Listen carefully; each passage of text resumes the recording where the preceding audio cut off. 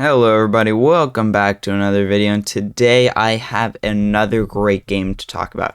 So this game that I'm currently doing a video on does not have a name yet, but I just was really impressed with the lighting in the game that I thought it deserved a video. So let's go and check out some development pictures, and I can show you what I'm talking about when it comes to the amazing lighting. So as usual, I'm just going to be going down the development page from the very first piece of development to the newest. And I just want to point out that I am labeled as an influencer, which means I influence people, and I do have to say that that is 100% accurate. I am so cool. I've influenced many people to eat fries, and I'm very proud of that. But anyway, so the first piece of map development is this. This is just a classic piece of terrain, although I do have to say that the rocks look nice.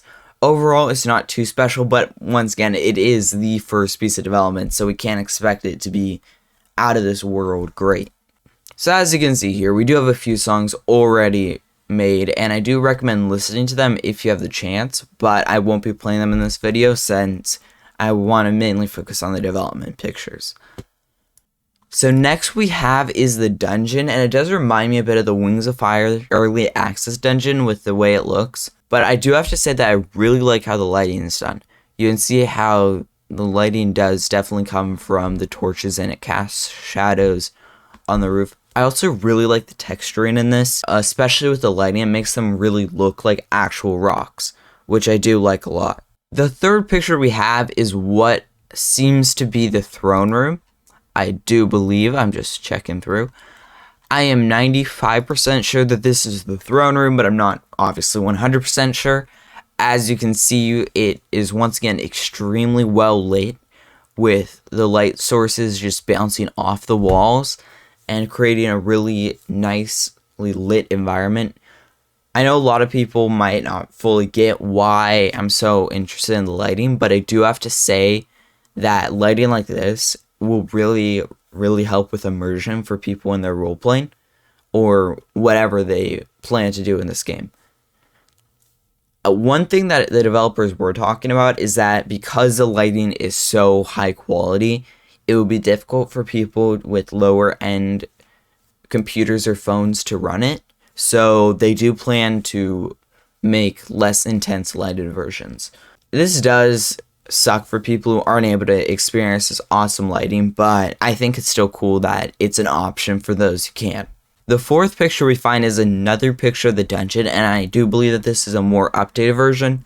As you can see, the lighting on this one is much more intense, with there being much darker spots along with much lighter spots. The darkness under the lights doesn't really make perfect sense to me, but this is just an early development picture, and as stated by the developers, everything I'm showing you here is subject to change in the future. Here is an external view of the arena area. One thing I really like about this is how detailed it is. The only thing I think might be a slight issue with it is that it might lead to glitches with dragons flying up beside it, but I think it might even be worth the risk of that because it just looks so good. The lighting here is also great, and I think that that's another massive strong suit for the game. Not only are the models good, but the lighting is amazing, and I am really looking forward to being able to actually explore the map and see things with my own Roblox character, I guess you could say.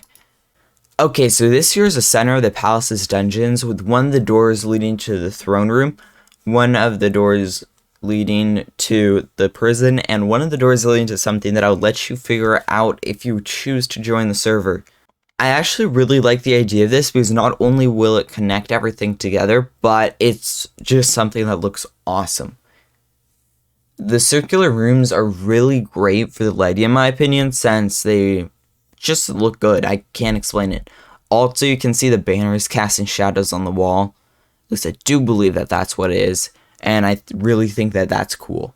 Okay, so here we have a few pictures of the corridors within the Skywing Palace.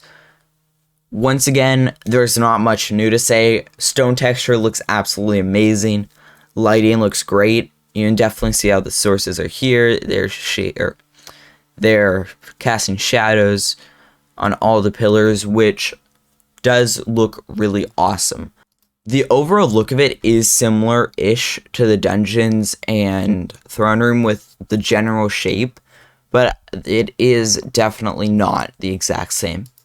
So this is a very early stage build that's part of the desert map. This is going to be called Viper's Stronghold, and I overall really like how the lighting is done. You can see, once again, the light coming from the torches, and I do believe this is kind of how a castle within the desert would look, especially for dragons.